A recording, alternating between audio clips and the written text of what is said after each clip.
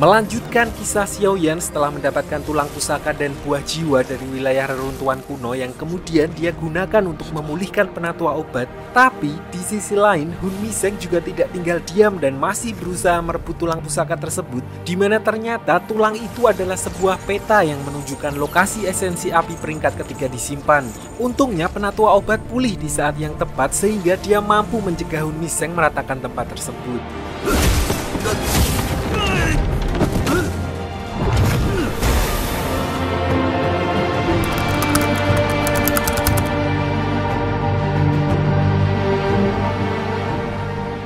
Singkat cerita, penatua obat dan Xiaoyan lalu memutuskan untuk pergi ke wilayah Sekte Gu karena atas permintaan Sun Er, mereka juga mengundang penatua obat dan Xiaoyan untuk menghadiri upacara peresmian Sun Er. Sekalian, Xiaoyan juga akan berniat untuk menjemputnya setelah acara tersebut. Namun menurut penatua obat, jika Xiaoyan ingin membawa Sun Er pergi dari kediamannya, maka Xiaoyan harus melamarnya secara resmi karena mau bagaimanapun, Sun Er sudah bukan seorang gadis kecil lagi dan ditambah lagi dia akan menjadi penerus dari pemimpin klan Gu.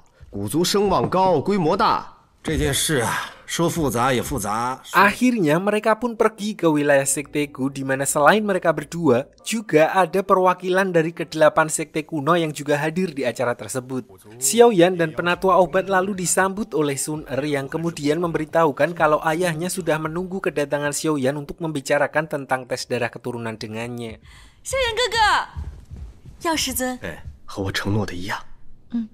Xiaoyan lalu diminta untuk menunggu ketua sekte di sebuah ruangan di mana dia lalu memanfaatkan waktunya untuk melatih gaya bicaranya nanti kepada beliau karena Xiaoyan juga berencana untuk sekalian membicarakan niat pertunangannya dengan Sun Er. Namun semua rencana dan kalimat yang disusun oleh Xiaoyan buyar seketika begitu ketua sekte Gu muncul dan Xiaoyan sama sekali tidak mengenalinya. 那你叫什么名字啊？ 然而魂殿肆虐，古伯父。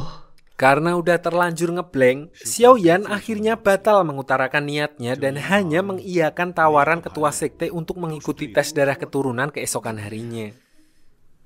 过来，怎么样？成功了吧？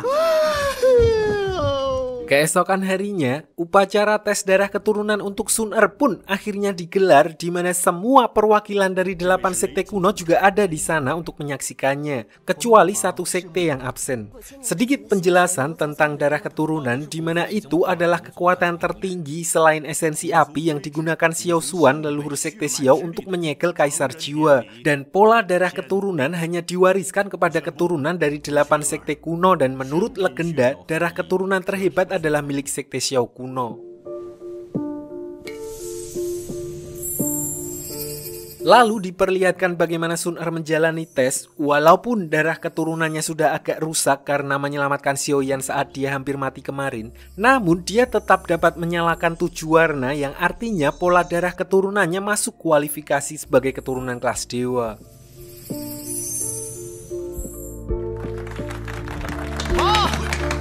Setelah selesai, ketua sekte Gu lalu mengumumkan kalau dia juga akan memberikan kesempatan kepada Xiaoyan untuk mencoba tes darah keturunan, mengingat hanya dialah yang dikatakan sebagai satu-satunya keturunan dari sekte Xiao. Sayangnya, begitu Xiaoyan akan memulai proses pengetesan, dia seolah-olah berubah pikiran di mana batu tersebut tidak menyala sama sekali dan itu artinya dia tidak mempunyai pola darah keturunan. 你离开了药族，我则成了。把血脉之力看得那么重要。哎，你 Setelah acara itu selesai, Xiaoyan lalu pergi menemui ketua sekte Gu untuk berbicara empat mata, di mana dia akhirnya memberanikan diri untuk menyampaikan keinginannya melamar Sun Er. Sayangnya permintaan Xiaoyan tidak bisa dikabulkan begitu saja oleh ketua sekte Gu, mengingat ada aturan dari 8 sekte kuno yang mengatur tentang pernikahan demi menjaga kemurnian darah keturunan mereka. Dan untuk kasus Sun Er, setelah mendapat status sebagai keturunan darah kelas dewa, maka dia diharuskan untuk menikah dengan laki-laki terkuat yang juga memiliki darah keturunan terhebat, mengingat dia adalah penerus sekte Gu. Namun alih-alih mundur, Xiaoyan justru protes kepada ketua Sekte Gu dan berniat untuk menantang siapapun orang terhebat dari Sekte Gu untuk membuktikan kalau dirinya layak. Karena menurutnya kekuatan yang berasal dari darah keturunan atau dari esensi api atau dari sumber manapun tetaplah sebuah kekuatan dan tidak bisa dibandingkan satu sama lain. Mendengar hal itu, Gu Yao yang dari tadi berjaga di luar pintu lalu masuk dan meminta izin kepada ketua sekte untuk menjadi perwakilan Sekte Gu dan menerima tantangan Xiaoyan karena dia juga masih mempunyai janji untuk berduel dengannya. Paginya, arena pertarungan pun langsung disiapkan untuk mereka berdua di mana para perwakilan sekte kuno yang masih berada di sana juga hadir untuk menyaksikan pertarungan tersebut. Disinilah Xiaoyan akhirnya menunjukkan kekuatannya di depan para pemimpin masing-masing sekte dan membuktikan kalau dirinya mampu menandingi seorang komandan pasukan yang dikatakan sebagai perwakilan terhebat dari Sekte Gu.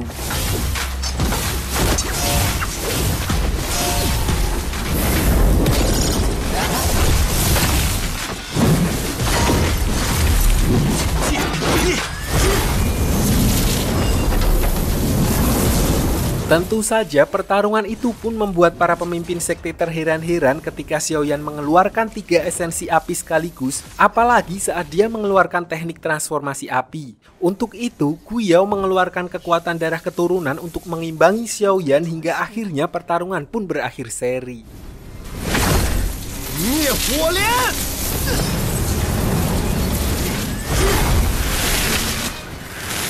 很痛快，我也是。要是萧炎有血脉之力就好了。不可替代的。 Walaupun Xiaoyan bisa dibilang belum mampu menyelesaikan tantangan tersebut, namun dia secara gentle mengungkapkan kepada ketua Sekte Gu kalau dia tetap pada pendiriannya yang ingin melamar Sun Er apapun yang terjadi. Namun belum sempat ketua Sekte merespon perkataan Xiaoyan, tiba-tiba muncul sebuah petasan yang menandakan kalau salah satu wilayah Sekte kuno sedang diserang.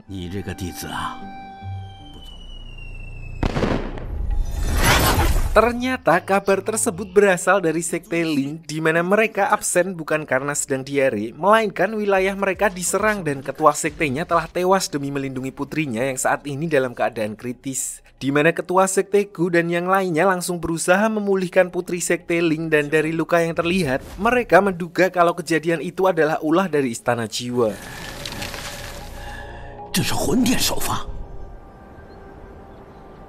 Singkat cerita, setelah putri Sekte Ling tersadar, dia baru menceritakan kalau orang yang memporak-porandakan sektenya adalah seseorang dengan kekuatan api hitam yang tidak lain adalah api hitam kekosongan milik Hun Miseng dengan tujuan untuk merebut potongan peta api murni yang dipegang oleh sekte mereka.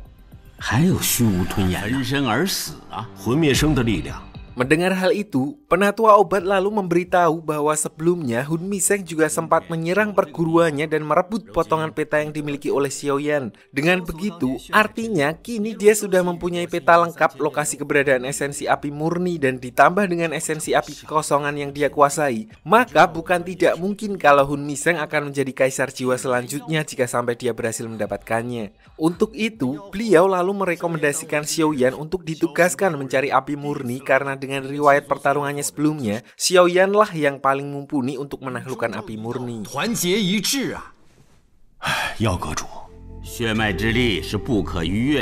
Sayangnya, beberapa ketua sekte justru mengartikan hal tersebut seakan-akan penatua obat dan Xiaoyan serakah karena ingin menguasai semua esensi api untuk mereka sendiri, dan mereka juga meragukan Xiaoyan karena dirinya tidak memiliki kekuatan darah keturunan yang kemudian justru memancing perdebatan di antara mereka. So, untuk menghentikan hal itu, Xiaoyan kemudian memberikan potongan peta api murni yang sebelumnya telah dia fotokopi kepada ketua Sekte Gu dan berkata akan lebih baik jika mereka semua bekerja sama untuk melawan Istana Jiwa, tidak peduli siapapun yang nantinya akan menaklukkan api murni.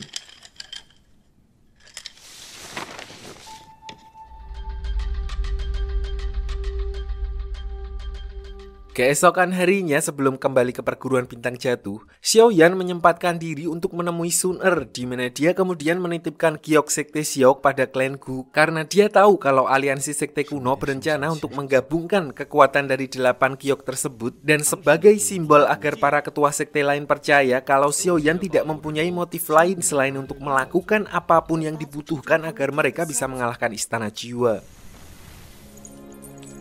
在薰儿眼里，萧炎哥哥就是最强的。 Singkat cerita, setelah kembali ke perguruan bintang jatuh, Xiaoyan lalu kembali berniat untuk menyatukan semua sekte yang ada di wilayah Zhongzhou. Awalnya Penatua Angin menilai kalau hal itu akan percuma mengingat beliau sudah pernah melakukannya kemarin di mana perguruan-perguruan di wilayah mereka sudah lama terpecah dan tidak peduli satu sama lain. Namun kali ini berbeda setelah Penatua Obat kembali yang notabene itu adalah kekuatan besar. Ditambah lagi saat kekuatan besar tersebut menakut-nakuti mereka kalau mereka tidak akan bisa bertahan jika sendirian melawan Istana Jiwa. Di mana hasilnya tawaran tersebut membuat perasaan FOMO atau takut ketinggalan sendiri yang imbasnya semua perguruan dan juga menara obat pun bergabung dalam aliansi tersebut.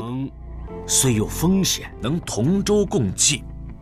到时候，恭候二位的到来。 Bahkan perguruan Fenglei yang sebelumnya paling keras kepala dan pemimpin lembah es yang kemarin menyandera Yixian pun akhirnya datang karena khawatir mereka akan jadi sasaran empuk jika Istana Jiwa menyerang.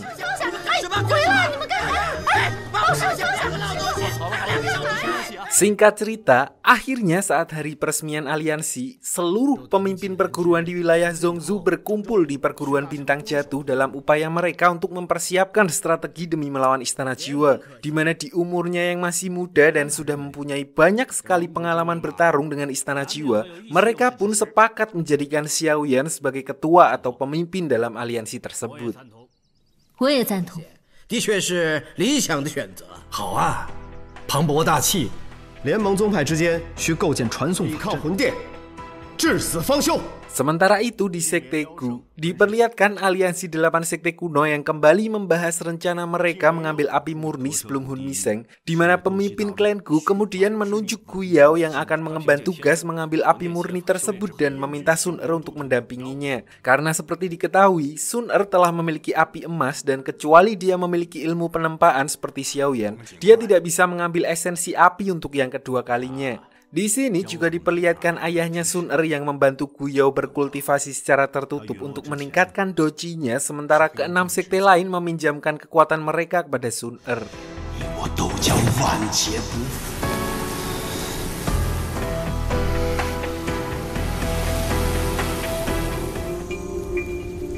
天震，终于被你驯服到可以包裹一伙。 Hal serupa juga dialami oleh Xiaoyan, di mana Penatua Obat mengatakan kalau api murni hanya pernah ditaklukkan sekali oleh seorang master yang memiliki level doji tingkat 10 atau yang biasa disebut Dewa Langit. Dan itu artinya dengan kemampuan Xiaoyan saat ini yang masih berada di level 7, menaklukkan esensi api murni akan sama saja dengan bunuh diri.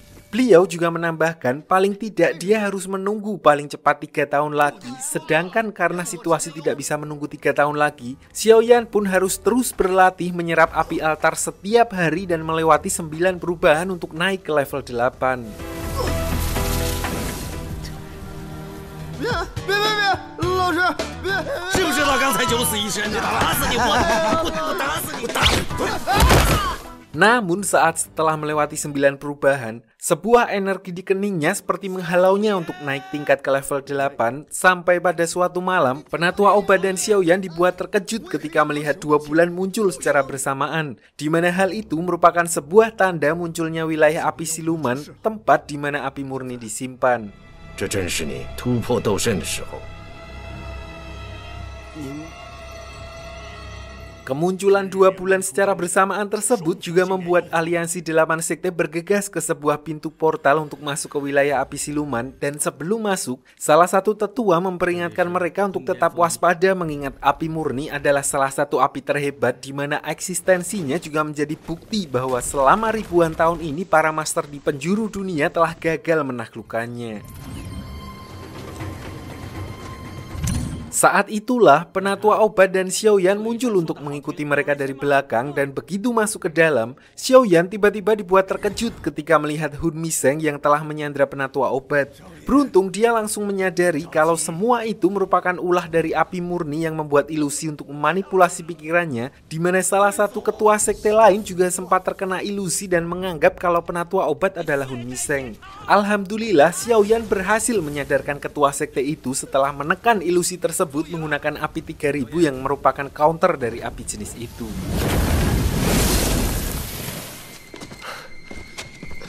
Tidak berselang lama, giliran ayahnya Sun Er dan para ketua sekte lain yang datang ke sana. Namun karena mereka saling mencurigai dan waspada kalau mereka semua adalah ilusi, akhirnya Xiaoyan pun mengetes ayahnya Sun Er menggunakan pertanyaan terkait bagaimana runtuhnya kerajaan Singasari yang berada di Jawa Timur. Dan setelah mendapat jawaban yang cukup relevan, Xiaoyan dan yang lainnya akhirnya percaya kalau ayahnya Sun Er bukanlah ilusi. 行了，别说了。 咱们都自己人啊。 Di sini beliau menjelaskan kalau salah satu teknik andalan api murni adalah kabut ilusi yang dapat memicu gejolak seseorang dan meleburkannya hingga akhirnya bisa sepenuhnya dikontrol dan menjadi budak api. Saat itulah Gu Yao juga muncul dengan menggendong Sun Er dalam kondisi pingsan setelah terkena ilusi api murni, dan setelah memastikan mereka bukanlah ilusi, mereka pun melanjutkan perjalanan untuk mencari lokasi esensi api murni berada. Sampai akhirnya mereka melihat dinding energi yang kemungkinan melindungi api murni, dan setelah mereka menghancurkan dinding energi tersebut, muncul roh-roh api yang ternyata itu adalah budak api, yaitu roh dari orang-orang yang sebelumnya gagal menaklukkan api murni. Melihat budak api tersebut yang tidak ada habisnya, Xiaoyan memakai teratai Buddha yang diperkuat dengan darah keturunan para pemimpin 8 sekte kuno untuk menghancurkan mereka sekaligus, di mana di saat itu juga muncullah api murni yang dimaksud.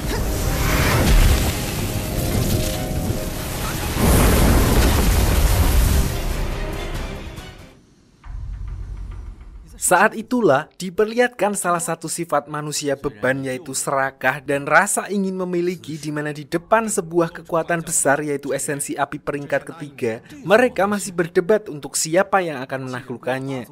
Namun ternyata hal itu juga adalah ulah dari api murni yang memanfaatkan sifat-sifat tersebut, di mana api itu mulai menunjukkan dirinya yang sudah mempunyai bentuk manusia.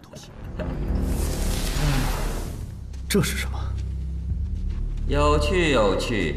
Di sini api murni lalu kembali mengeluarkan seorang budak api terhebatnya, dan kali ini dia berniat untuk mengadu budaknya tersebut melawan Xiaoyan. Tak cukup sampai di situ, aliansi 8 sekte juga dibuat terkejut ketika mengetahui kalau orang yang dibawa Gu Yao bukanlah Sun Er, melainkan hanya ilusi, sedangkan yang asli saat ini disandra oleh api murni. Melihat hal itu, akhirnya Xiaoyan pun dengan sekuat tenaga melawan prajurit tersebut demi menyelamatkan Sun Er.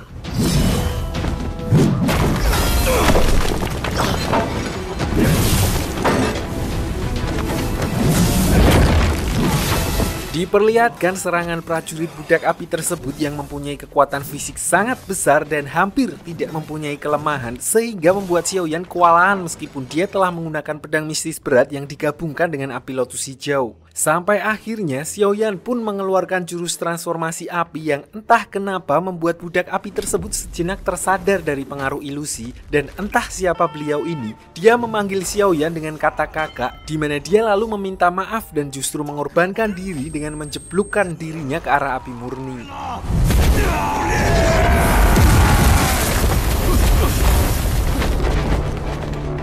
Setelah merasa api murni tersebut berhasil ditaklukkan, diperlihatkan Sun Er yang mulai tersadar, sementara Xiaoyan juga mengalami luka yang cukup fatal akibat pertarungan barusan. Di sini ayahnya Sun Er mengenali kapak besar yang dipakai oleh budak api tadi dari catatan kuno milik klanku, bahwa orang itu adalah sepupu dari Xiao Xuan 2000 tahun yang lalu yang diceritakan menghilang setelah dirinya mempunyai konflik dengan Xiao Xuan. 从此就没了消息。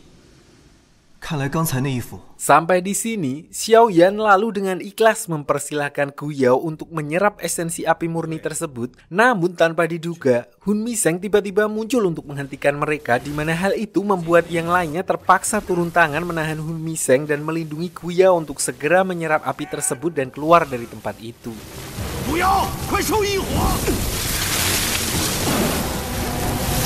小远，找 Lalu setelah Guyao berhasil menyerap seluruh esensi api tersebut dan berniat segera keluar dari wilayah itu, tiba-tiba Xiaoyan merasakan sakit kepala di Paramek aja, disusul kemunculan leluhur dari reruntuhan kuno yang keluar dari dalam tubuhnya, di mana ternyata beliau sendirilah orang yang dikatakan sebagai satu-satunya orang yang pernah menaklukkan api murni.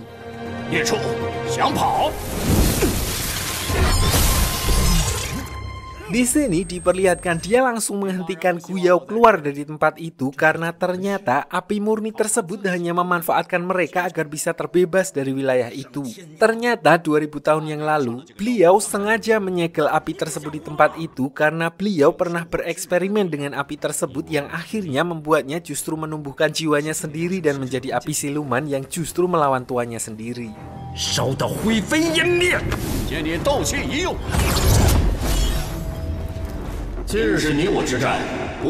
Awalnya beliau berniat untuk menyegel api tersebut di sana untuk selamanya dan tidak memperbolehkan siapapun untuk menaklukkannya, sampai akhirnya dia bertemu dengan Xiaoyan dan menilai kalau dia tidak akan menyalahgunakan kekuatan. Melihat bagaimana Xiaoyan justru memberi kesempatan Guyao menaklukkan api tersebut, membuat leluhur itu kagum dan berniat memberikan kesempatan Xiaoyan untuk kembali memurnikan api siluman tersebut, di mana beliau meminjam doji Xiaoyan dan berniat mengakhiri semuanya dengan meleburkan rohnya bersama dengan api siluman yang merupakan hasil eksperimennya sendiri.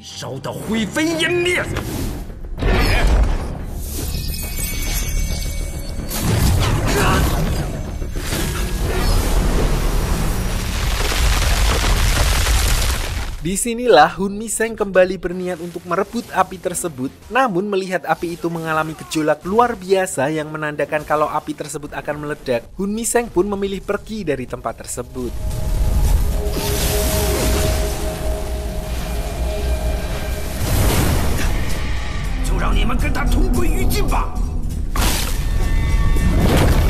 Tidak menyerah begitu saja, di sini Sun Er kemudian berniat menstabilkan api tersebut menggunakan formasi pembakaran emas. Namun bahkan formasi tersebut tidak mampu menahan kekuatan dari esensi api murni, hingga akhirnya Xiaoyan pun mengambil alih tugas tersebut dan memutuskan untuk menjadikan tubuhnya sebagai wadah api itu tanpa memikirkan resiko yang akan dia dapatkan.